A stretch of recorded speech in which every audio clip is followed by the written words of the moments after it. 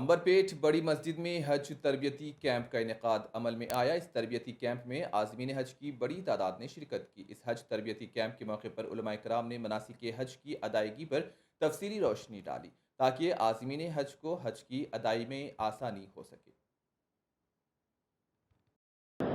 جتنے بھی حاجیان جا رہے ہیں ان سب کو جو ہے رہبر کرنے کے لیے یہ اجتماع کیا گیا ہے۔